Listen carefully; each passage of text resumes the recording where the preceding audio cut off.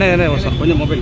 மாண்புமிகு சின்னம்மா அவர்களின் அகில இந்திய புரட்சித் தலைவர் முன்னேற்ற கழகத்தின் மக்கள் முன்னேற்ற கழகத்தின் பிஎம்டி அதாவது பசும்பொன் மக்கள் தேசமாகிய எங்களது கட்சி வந்து கூட்டணி அமைத்துள்ளது. கூட்டணியில் எங்களுக்கு 2 தொகுதிகளை வந்து இந்த சின்னம்மா வந்து ஒதுக்கியிருக்காங்க. அதில் ஒன்று சாத்தூரில் நான் வந்து போட்டியிடுகிறேன். இசக்கி ராஜாவாகிய நான் சாத்தூரில் போட்டியிடுகிறேன். எங்களது கட்சியின் துணைத் தலைவர் திரு மாடசாமி அவர்கள் வந்து இந்த ஆலங்குளத்தில் போட்டியிடுகிறார். இத்தனை ஆண்டு காலமாக பல்வேறு நபர்களுக்கு பல்வேறு வேட்பாளர்களுக்கு சட்டமன்ற உறுப்பினர்களாக நிறைய பேரை உருவாக்கியிருக்காங்க. இந்த 2 தொகுதிகளிலுமே மக்கள் இன்னமும் வந்து மிகவும் கஷ்டமான சூழ்நிலை, ஏழ்மையான சூழ்நிலை தான் இருக்காங்க. அவங்களுடைய பொருளாதார வாழ்வு தான் இன்ன வரைக்கும் முன்னுக்கு வரலை, முன்னேறலை. மக்கள் முன்னேறலை, அவர்கள் தான் முன்னேறியிருக்காங்க. இதெல்லாம் அடிப்படையாக வச்சு ஏழை எளிய மக்களுக்கு வந்து உழைக்க வேண்டும் என்ற நோக்கத்தினால இந்த சட்டமன்ற தேர்தலில் போட்டியிடுதோம். மாண்புமிகு சின்னம்மா அவர்களுக்கு செய்த அந்த துரோகத்தை எங்கள் முக்குளத்தூர் சமூக மக்கள் வந்து என்னைக்குமே வந்து மறக்க மாட்டாங்க. ஏன்னா ஒரு காலத்தில் அரசியலில் உச்சக்கட்டத்தில் எங்கள் முக்குளத்தூர் சமுதாய மக்கள் வந்து இருந்தாங்க. அத்தனை அதிகாரத்தையும் அளித்தவர் திரு எடப்பாடி பழனிசாமி அவர்கள். அதனால் திரு எடப்பாடி பழனிசாமி அவர்களை கடந்த தேர்தலை போல தென் மாவட்டங்களில் அனைத்து இடங்களிலும் அவரை வந்து தோற்கடிக்க வேண்டும் என்று எங்களது முக்குளத்தூர் மக்களும் விரும்புகிறார்கள். அதனை அடிப்படையாக கொண்டு எங்களுடைய பிரச்சாரங்கள் வந்து இருக்கும். மேலும் தற்போது நடந்த ஆட்சியிலும் எங்களுக்கான எண்ணற்ற என்னன்னா நல்லது நடந்துச்சு, கெட்டது நடந்துச்சு, அதெல்லாம் மக்கள்கிட்ட கண்டிப்பான முறையில் நாங்கள் வந்து எடுத்துரைப்போம் அப்படின்னு தெரிவிச்சுக்கொள்கிறேன். கண்டிப்பான முறையில் சாத்தூர் தொகுதியிலும் ஆலங்குளத்திலும் நாங்கள் வெற்றி பெறுவோம். எங்களது கட்சி 24 மாவட்டத்தில் வந்து நாங்கள் வலுவாக இருக்கிறோம். 42 தொகுதிகளில் நாங்கள் களை இறக்கி இத்தனை ஆண்டுகாலமாக வேலை பார்த்துருக்கிறோம். அதன் அடிப்படையில் மாண்புமிகு சின்னம்மா அவர்களை மீண்டும் அரியணையில் அமர்த்துவதற்காக நாங்கள் இந்த தேர்தலில் வந்து கடுமையான களப்பணியினை வந்து ஈடுபடுவோம். மக்களுக்கு நாங்கள் வந்து புதுசு இல்லை. எங்களுடைய முக்குளத்திற்கு எல்லா இடத்திலுமே எங்களை வந்து நாங்கள் வந்து அறிமுகப்படுத்தியிருக்கோம். ஏன்னா வேலை பார்த்துருக்கிறோம். நாங்கள் அதிகாரத்துக்கு வரும்பொழுது அனைத்து சமூக மக்களையும் நாங்கள் கண்டிப்பான முறையில் காப்பாற்றுவோம்.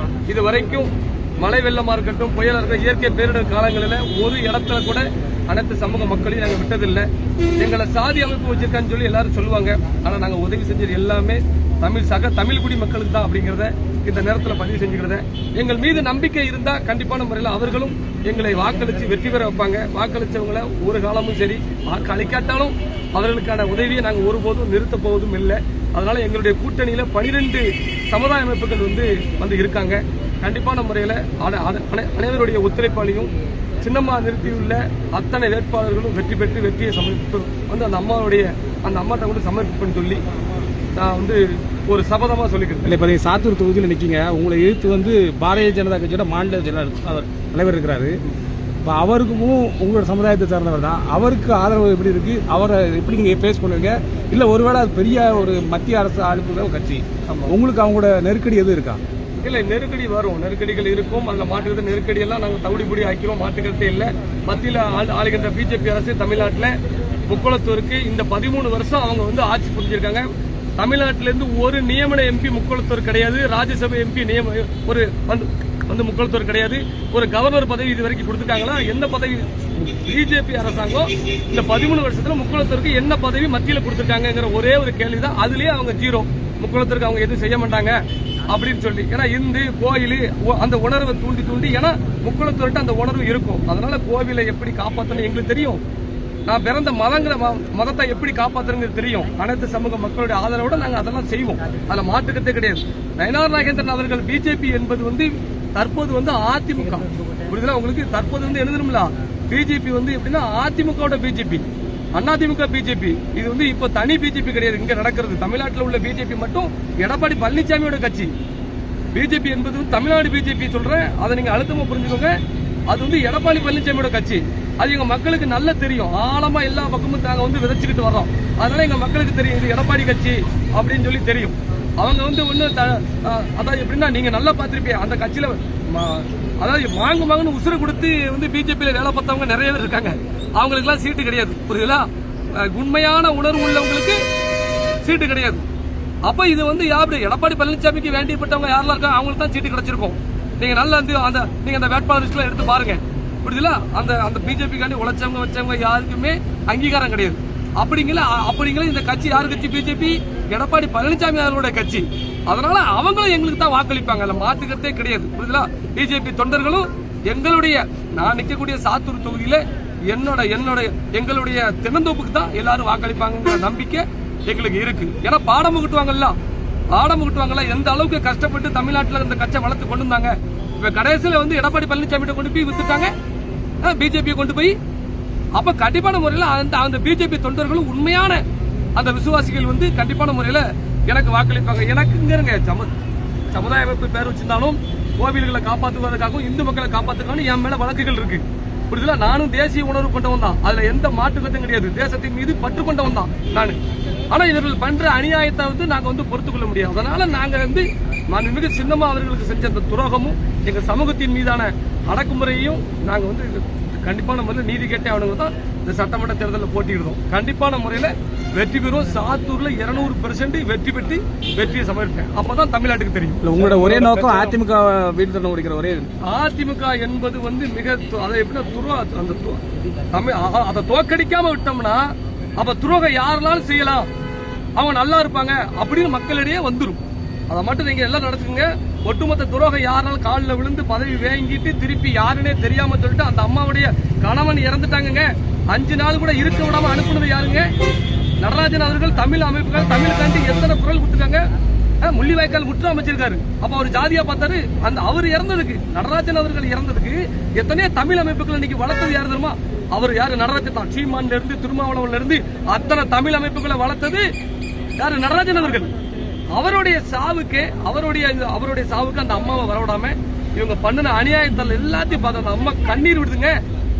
அதனால கண்டிப்பான முறையில் எடப்பாடி பழனிசாமி அவர்களை தோக்கடிப்போம். எங்களுடைய முக்குளத்தார் ஒட்டுமொத்த மக்களும் மனசுக்குள்ள நெஞ்சுக்குள்ள வச்சிருக்காங்க இவங்களை தோக்கடிக்கணும் அப்படின்னு சொல்லி.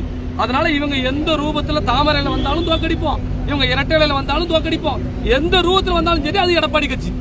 அவ்வளவுதான். எதிர்ப்பு பிரச்சாரம் வந்து அதிமுக மட்டும் அப்படின்னா ஓகே, நீங்க வந்து திமுகவுக்கு ஒரு விதத்துல வந்து ஆதரவு தெரிவிக்கிறாங்க, அப்படித்தான் சொல்லுவாங்க. இது வந்து உங்களை வந்து பாதிக்காதா? இது உங்க வெற்றியை பாதிக்காதா? இல்லைன்னா வேற ஒருத்தருக்கு வந்து இந்த வெற்றி வாய்ப்பை வந்து நீங்க சப்போர்ட் பண்ற மாதிரி ஆகாதா? ஏங்க, எந்த ஆட்சி வந்தாலும் நாங்க சங்கடம் தான் படுறோம், நாங்க கஷ்டம் தான் படுறோம். மீண்டும் 5 வருஷம் கழிச்சு நாங்க வந்து எங்களுக்கு அதிகாரம் வரத்தையும் நாங்க போராடுறதுக்கு நாங்க தயாரா இருக்கிறோம், மாட்டுக்கத்தே இல்லை. ஆனா 200% இந்த சட்டமன்ற 2026 நாங்க எல்லாரும் வெற்றி பெறுவோம். அதுல மாட்டுக்கத்தை முக்குளத்தோர் வாக்குகள் பெரும்பான்மையா இருக்கு. அத்தனை வாக்குகளும் தென்னந்தோப்புக்கு தான் விடும். அதுக்கப்புறம் தான் தெரியும் இந்த முக்குளத்தோர் பின்ன வந்து யாரு பின்னாடி இருக்கா அப்படிங்கிறது தெரியும். அப்ப நாங்க வெற்றி பெற்றுவோம்ல.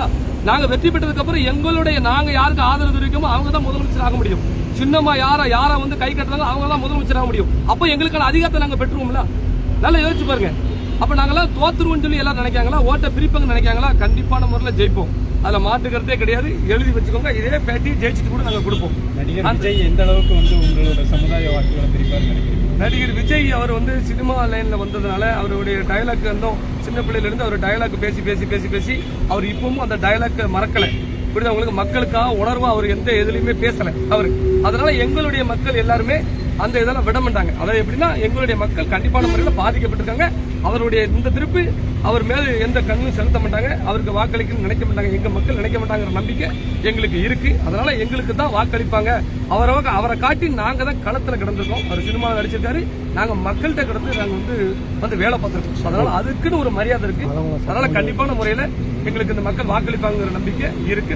அளிப்பாங்கல்ல, மாற்றுறதுல வெற்றி பெறுவோம். ஆலங்குளத்தில் யார் சார் நிற்கிறாங்க? கட்சி தான் இருப்பான். ஆலங்குளத்தில் மாடசாமி இருக்காரு, எங்க கட்சியோட துணைத் தலைவர். அவர் பிஎம்டி கட்சியோட துணைத் தலைவர். மற்ற கட்சிகள்ல இருந்து இவங்க எப்படி வேறுபடுறாங்க? மற்ற கட்சிகள்ல இருந்து என்ன வேறுபட்டு கருத்துக்களை முன்வைக்க போறீங்க?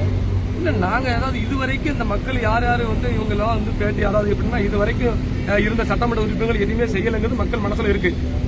அதை முன்னிறுத்தி தான் நாங்க உங்களுக்கான சேவைகளை செய்வோம் அப்படிங்கிறத நாங்க நினைக்கிறோம். சாதி மதம் பார்க்காம தான் நாங்க வந்து இந்த தேர்தலை வந்து சந்திக்கிறோம். அனைத்து சமூக மக்களும் எங்களுக்கு ஆதரவு கொடுப்பாங்க. சரி, ஓகே சார். தேர்தலுக்கு அப்புறம் வந்து தொங்கு சட்டசபை வரக்கூடிய வாய்ப்புகள் இருக்கு.